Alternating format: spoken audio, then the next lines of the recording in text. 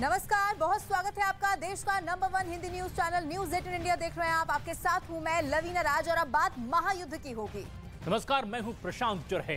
Bakhmut पर पूरी दुनिया की निगाहें, जहां करीब 92% इलाकों पर अब रूस का कब्जा हो चुका है। लेकिन अब वहां से एक ऐसी खबर निकलकर सामने आई है जो रूस के राष्ट्रपति को बहुत बड़ा झटका देने वाली है। दावे के मुताबिक पुतिन के पूर्व शेफ और अब रूस की तरफ से बखमुत की जंग लड़ने वाले वैगनर ग्रुप के चीफ ने पाला बदल लिया है। अब ऐसे में सवाल ये उठता है कि क्या पुतिन की प्राइवेट आर्मी युद्ध के मैदान से लौट जाएगी और इसकी वजह क्या है।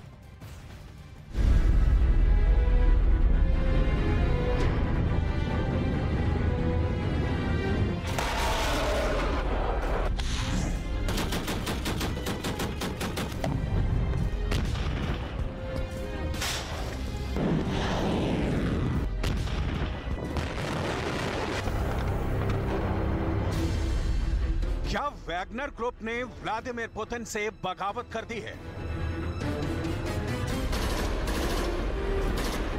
क्या पुतिन की प्राइवेट आर्मी ने बखमुत में हाथ खड़े कर दिए हैं? क्या पुतिन के वफादार वैगनर चीफ से धोखा हुआ है?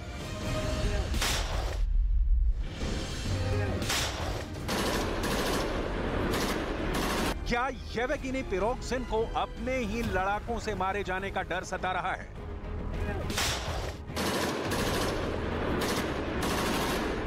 क्या बखमुत की लड़ाई में ईरान के गोले वैगनर तक नहीं पहुंच पा रहे हैं?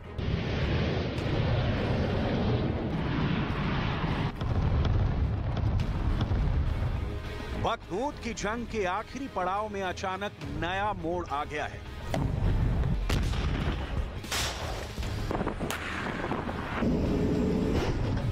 पूर्वी यूक्रेन के इस हिस्से में जारी कत्लेआम और खून खराबे के बीच बहुत बड़ी खबर आई है।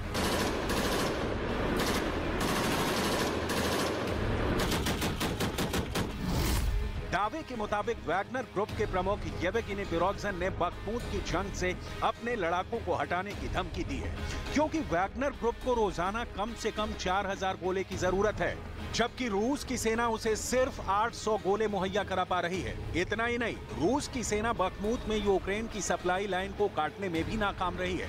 ऐसे में हर रोज सैकड़ों वैगनर लड़ाके बेमौत मारे जा रहे हैं।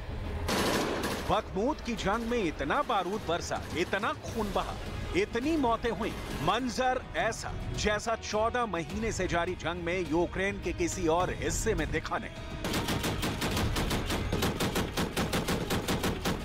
कहां तो रूस की आर्मी और एयरफोर्स की मदद से वैगनर ग्रुप बखमुत के 80% से ज्यादा इलाके पर कब्जे का ढोल पीट रहा था, और कहां अब इसके प्रमुख ने सरेंडर का रुख इख्तियार कर लिया है।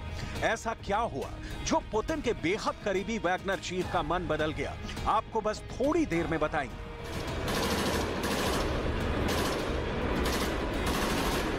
अभी यूक्रेन में जारी खूनी जंग के बीच रूस के मिलिट्री ब्लॉगर सेम्योन पेगोव को दिए इंटरव्यू में वैगनर चीफ ने जो कहा है उसे बहुत गौर से पढ़ने और समझने की जरूरत है।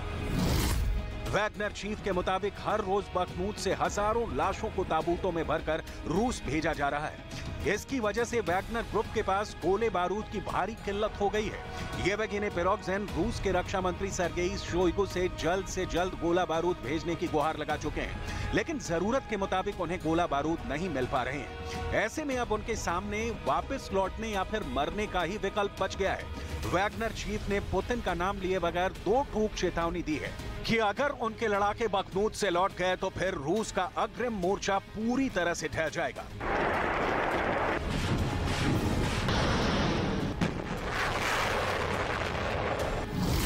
येवगेनी प्रिगोजिन के मुताबिक अगर जरूरत के मुताबिक गोला बारूद का स्टॉक होता तो उनके लड़ाकों का नुकसान 5 गुना कम होता। सच यह है कि रूस के पास हथियारों और गोला बारूद की कोई कमी नहीं है। खुद नाटो कह चुका है कि पुतिन के पास अगले कई साल तक युद्ध के लिए हथियारों का बम्पर स्टॉक है।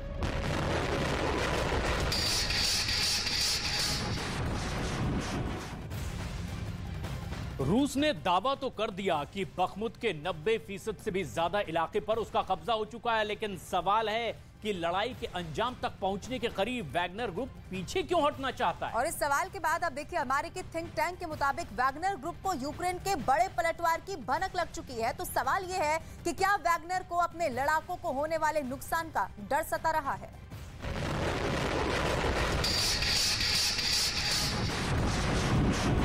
अमेरिका के लीक सीक्रेट दस्तावेजों के मुताबिक रूस को ईरान से भी ड्रोन के अलावा बड़ी तादाद में गोला बारूद की सप्लाई हुई है।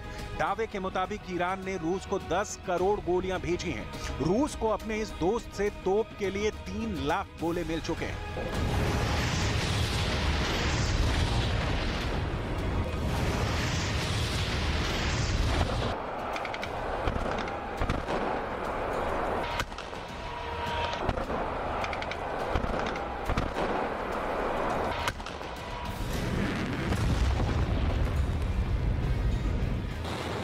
ऐसे में सवाल ये कि क्या वैगनर चीफ की नजर ईरानी गोलों पर तो नहीं है। येवगेनी प्रिगोजिन पहले भी कह चुके हैं कि रूस की सेना उन्हें गोला बारूद देने में आनाकानी कर रही है और वो रूस की सेना के प्रमुख पर धोखे का इल्जाम भी लगा चुके हैं।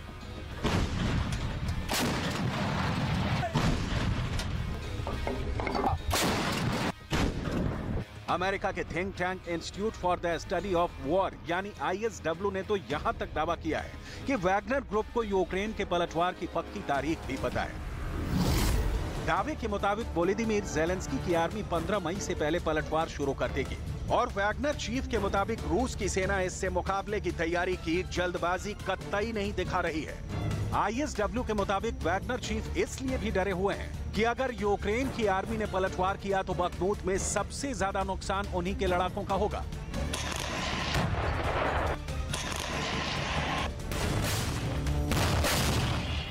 इस पलटवार पर खुद ज़ेलेंस्की ने क्या कहा है आपको आगे दिखाएंगे। अभी आपको ISW के मुताबिक बखमूत की रियल पिक्चर बताते हैं। रूस के सूत्रों के मुताबिक 92% बखमूत पर इस वक्त रूस की सेना का कब्जा हो चुका है। अगर ये दावा सही है, फिर वैगनर चीफ ने बखमूत की जंग से हाथ खींचने की धमकी क्यों दी है? क्योंकि जिस इलाके को जीतने के लिए 10 महीने से जंग चल रही है, अब तक बेशुमार बम बारूद लुटाए गए, बेहिसाब लोग मारे गए, जब लड़ाई अंजाम के करीब है।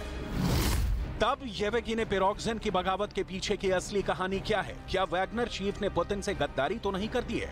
क्या येवगेनी प्रिगोजिन ने ज़ेलेंस्की से हाथ तो नहीं मिला लिया है?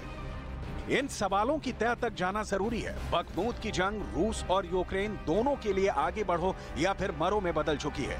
ये इलाका कितना अहम है, इसे समझना भी बहुत जरूरी है। बखमूत को चासियो यार से जोड़ने वाली इस सड़क को यूक्रेन रोड ऑफ लाइफ कहता है।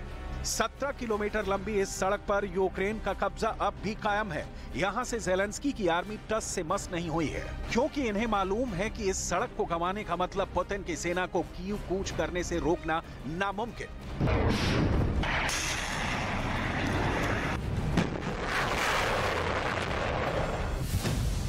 वैगनर चीफ ने जब बखमूत में रूस की सेना पर साथ नहीं देने का आरोप लगाया, तभी पुतिन के डिप्टी प्राइम मिनिस्टर ने बखमूत का दौरा करने का दावा किया है। उन्होंने सबूत के तौर पर अपने टेलीग्राम चैनल पर इसका वीडियो भी शेयर किया है। большей части уже освобожден. Вижу, что много работы будет. Но как только будет возможность, будем восстанавливать город.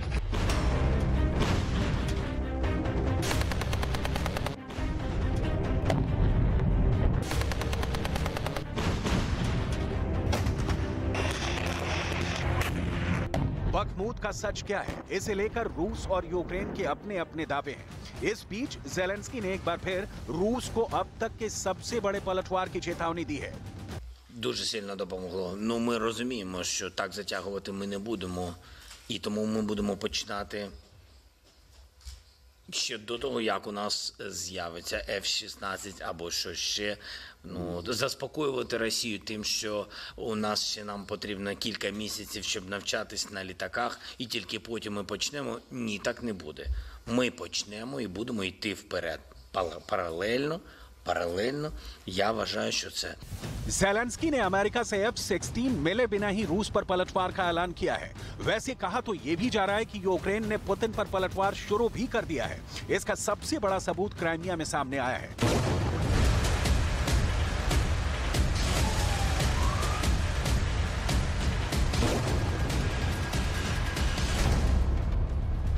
जहां सेवेस्तोपोल में बहुत बड़ा ड्रोन हमला हुआ है।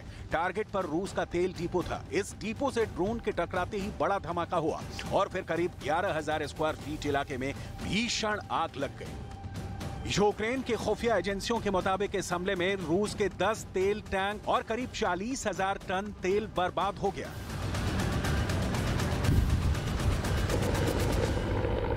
हमले के बाद रूस के अंदर ब्रांस्क इलाके में भी यूक्रेन के गोले गिरे। इसकी जद में आकर 2 लोग मारे गए। इस हमले पर मुहर खुद रूस की समाचार एजेंसी तास ने भी लगाई।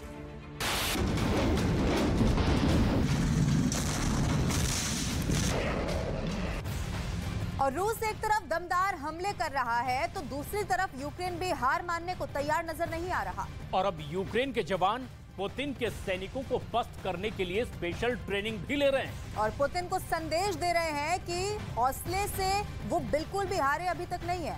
और इसीलिए जब रूस कीव या दूसरे इलाकों पर मिसाइल दागता है तो यूक्रेन भी रूस के कब्जे वाले डोनेट्स्क और क्राइमिया तक एक बार फिर से जवाबी हमला कर देते हैं।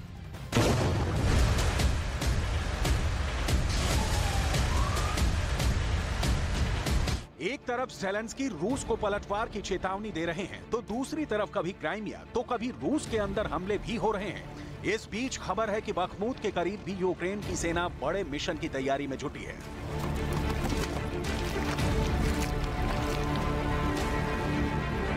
Сухо буде, і можна буде ще більше працювати. І вночі також можна буде працювати.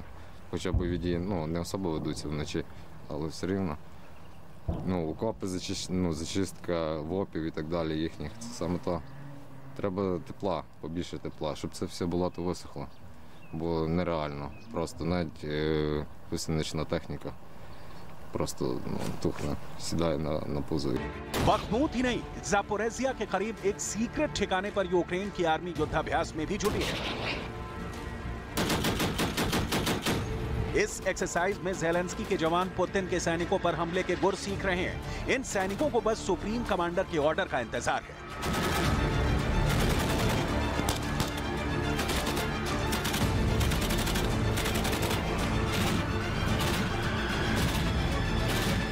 Підготовка, вона йде, люди готові до дій, вони хочуть це,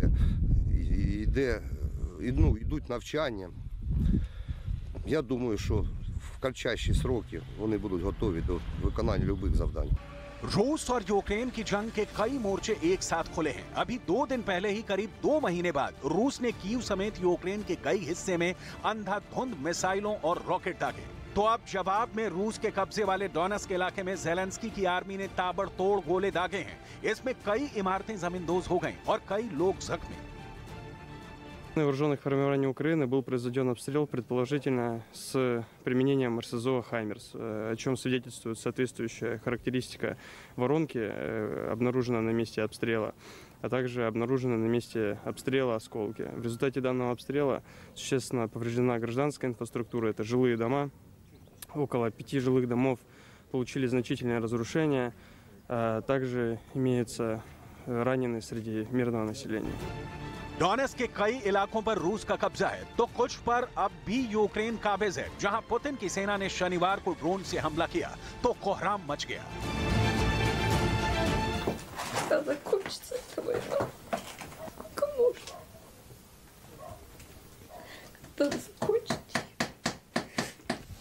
पुतिन ने 2014 में ही क्राइमिया को यूक्रेन से छीन लिया था। फिर 24 फरवरी 2022 को रूस ने यूक्रेन में स्पेशल ऑपरेशन शुरू किया। इस दौरान 30 सितंबर 2022 को पुतिन ने डोनेट्स्क, लुहांस्क, ज़ापोरिज़िया और खेरसोन को रूस में मिलाने का ऐलान कर दिया। हाल ही में पुतिन ने खुद खेरसोन और लुहांस्क का दौरा भी किया था। अब उन्होंने इस दौरे का मकसद भी बता दिया है। पुतिन ने साफ कर दिया है कि इन चारों इलाकों को रूस का अटूट हिस्सा बनने से कोई ताकत उन्हें अब रोक नहीं सकती है। Посмотрите на прогнозы международных тех же организаций, прогнозы по росту российской экономики. Так все более-менее стабильно у нас. Даже те, кто не хотели бы показывать эти перспективы, вынуждены это показать. И посмотрите на тех, кто создает нам проблемы. Они судя по всему, создают их сами себе. मई का महीना रूस और यूक्रेन दोनों के लिए बेहद अहम है, क्योंकि अगले 30 दिनों में आर पार की जंग छिड़ने का खतरा मंडरा रहा है।